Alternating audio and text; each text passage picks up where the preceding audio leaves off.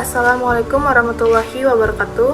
Saya Wanda Ulfa Ramadhani dari kelas 12 IPA 4 akan menjelaskan materi tentang politik apartheid, di mana materi ini adalah di pemenuhan tugas ujian praktek saya di mata pelajaran sejarah perminatan. Berikut penjelasannya. Politik adalah kebijakan politik yang diterapkan di Afrika Selatan pada tahun 1948 hingga 1993, di mana apartheid sendiri adalah sistem pemisahan ras antara ras kulit putih dan ras kulit hitam, di mana ras kulit putih mendapatkan hak lebih istimewa ketimbang ras kulit hitam itu sendiri. Afrika Selatan adalah salah satu negara di benua Afrika yang memiliki tambang emas yang melimpah.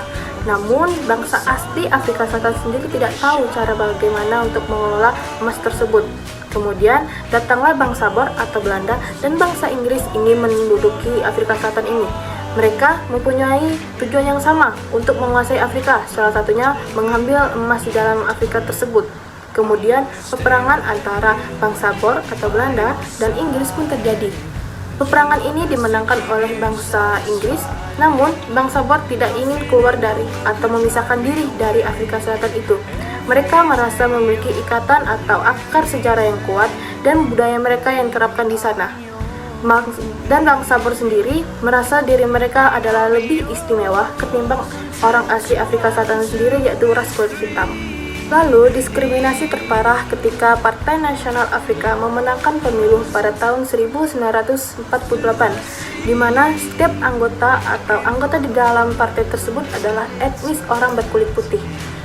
Akibat dari memenangkan pemilu tersebut, Partai Nasional Afrika pun mendeklarasikan diri mereka sebagai salah satu bagian dari negara kulit putih.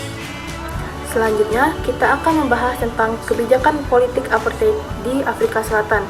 Yang pertama adalah Land Act. Land Act sendiri adalah undang-undang yang melarang orang kulit hitam memiliki tanah di luar wilayah yang telah ditentukan. Yang kedua yaitu Group Irish Act, di mana berisi tentang penetapan bagi setiap anggota atau golongan, mereka tidak boleh tinggal di luar perkotaan lebih dari 72 jam. Yang ketiga adalah Population Registration Act. Ini adalah undang-undang yang berisikan tentang mewajibkan bagi setiap ras kulit hitam mendaftarkan diri mereka menurut ras atau suku mereka masing-masing. Yang keempat adalah Bantu Self-Government Act. Undang-undang yang berisikan tentang hak politik ras kulit hitam selama di Afrika Selatan. Kelima adalah Native Labour Settlement of Deputies Act, yang berisikan tentang penetapan Native Labour Office adalah penguasa tertinggi dalam penyelesaian konflik yang ada di sana dan melarang pengembangan kerja bagi ras kulit hitam. Yang keenam adalah Immortality Amendment Act, yang berisikan tentang aturan melarang bagi perkawinan antara ras kulit hitam dan ras kulit putih. Yang ketujuh, melarang pendirian organisasi pribumi pada tahun 1960. Organisasi-organisasi seperti ANC dan PAC pun dianggap ilegal di sana, dan juga diikuti dengan penangkapan tokoh-tokoh yang berada dalam organisasi tersebut. Yang kedelapan adalah Suppression of Communism pada tahun 1950, yang berisikan tentang aturan melarang bagi ras kulit putih mendukung perjuangan bagi ras kulit hitam. Yang terakhir atau yang kesembilan yaitu Bantu Education Act pada tahun 1953, di mana berisikan tentang pembatasan atau sistem pendidikan dan pembatasan sistem pendidikan bagi ras kulit hitam yang berada di Afrika Selatan. Selanjutnya, kita akan membahas tokoh yang memperjuangkan penghapusan politik apartheid di Afrika Selatan.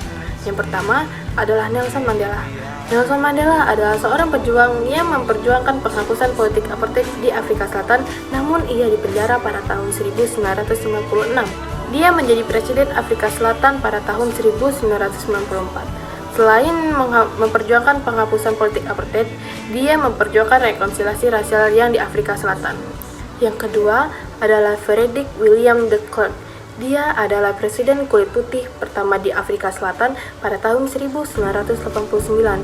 Selain memperjuangkan kebebasan Nelson Mandela pada saat ia dipenjara, dia juga memperjuangkan pemerintahan baru di Afrika Selatan. Selain itu, dia juga mengadakan referendum untuk menghapus politik apartheid di Afrika Selatan.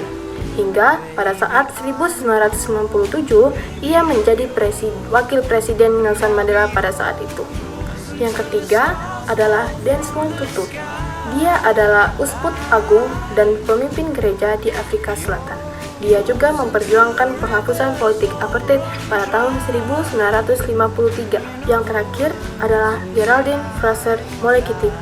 Dia adalah aktivis wanita yang bergabung dengan ANC di Zimbabwe.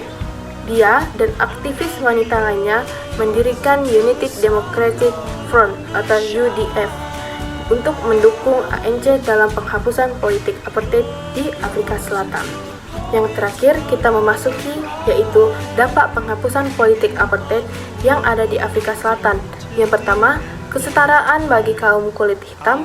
Yang kedua, paham anti-rasionalisme. Yang ketiga, mengurangi ketimpangan sosial dan ekonomi. Dan yang terakhir, memperbaiki hubungan internasional Afrika Selatan dengan negara lainnya. Baiklah, sekian pemaparan video tentang politik apartheid di Afrika Selatan. Saya harap video ini dapat memenuhi tugas saya di mata pelajaran sejarah minat di bab politik apartheid. Sekian, terima kasih. Wassalamualaikum warahmatullahi wabarakatuh.